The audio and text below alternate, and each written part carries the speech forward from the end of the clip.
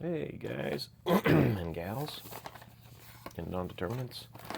So we did to our Avatar pre-release last night and did pretty well. Pretty well. So I was not stoked to get the yellow box. They did a you didn't get to choose, which I guess if you're famous enough you get to choose. But if you're not, they just hand you a box. And so I ended up with Yang, which I wasn't super stoked for various reasons. I don't really enjoy playing white. Most of my decks are red-black, and so I wasn't super thrilled about this. But I ended up doing well. I ended up winning.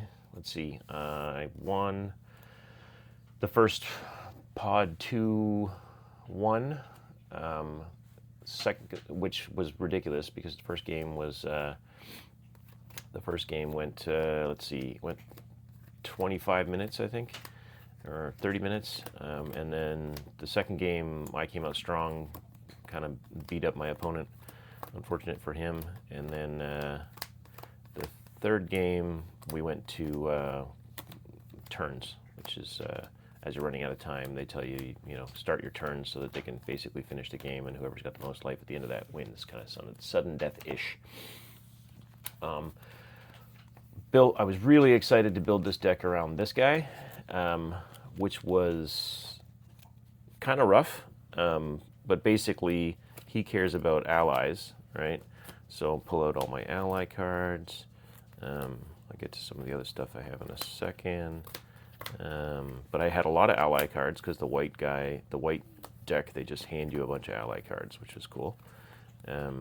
So lots of ally cards, right? So what he does, other allies have menace and prowess, which is handy. Whenever you cast a non-creature spell, create a 1/1 ally. All right, cool.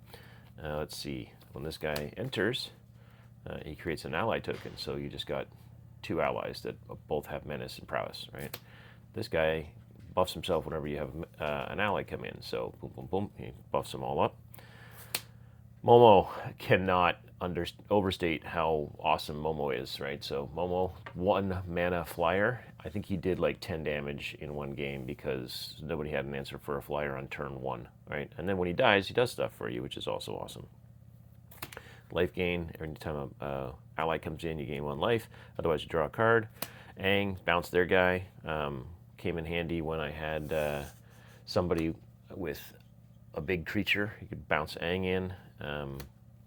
Another creature every other creature you can control gets +1/+0. Awesome for my 1/1 allies. And then whenever something dies, you create an ally. So that was handy because I could kill my own ally. These guys would all get +1. I get another ally because an ally left on my turn.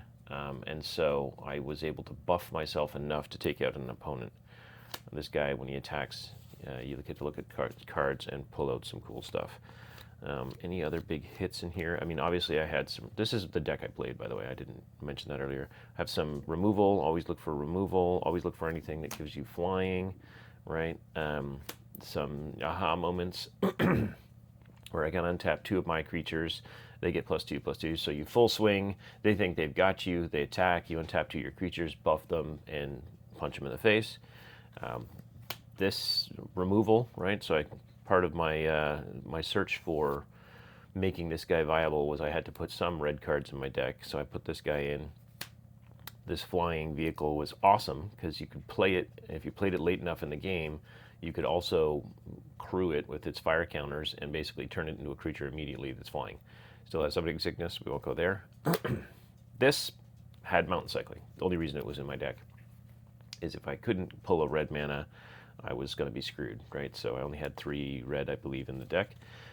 First game, I pulled all 3 of my islands, all 3 of my mountains, and not a single white card. Anybody see a problem with that? No planes to play for the first 6 turns. No wonder I lost. More than half the deck is friggin' white. Couldn't play my lesson, couldn't play my flying dude, was able to exile somebody. This didn't come out until the 3rd game. Brainwasher, this one was nuts.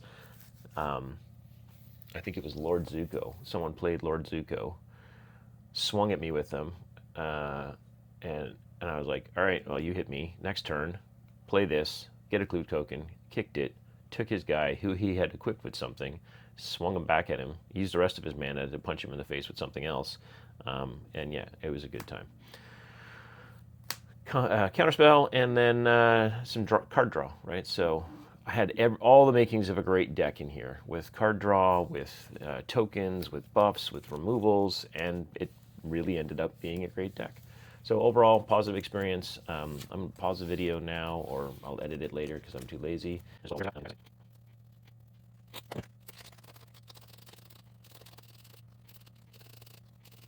These are all the rares we pulled from our event. I was really bummed I couldn't play this guy, but unless I went full blue, there was just no way it was going to happen, and I didn't have enough decent blue cards. So, Ba Sing, Realm of Ko, the Lion Turtles, my promo card, Zhao, the Moonslayer, and then you saw these guys already. But yeah, I mean, I highly enjoy the pre-release events. I highly recommend them. It's a new format for me, playing standard or limited or whatever this is. I do it with my kids just because it's something different to do, and we get to have fun at a pre-release. Meet some people, play some cards, and surprisingly, the Magic the Gathering community is a fairly cool bunch of people. Who would have thought, right?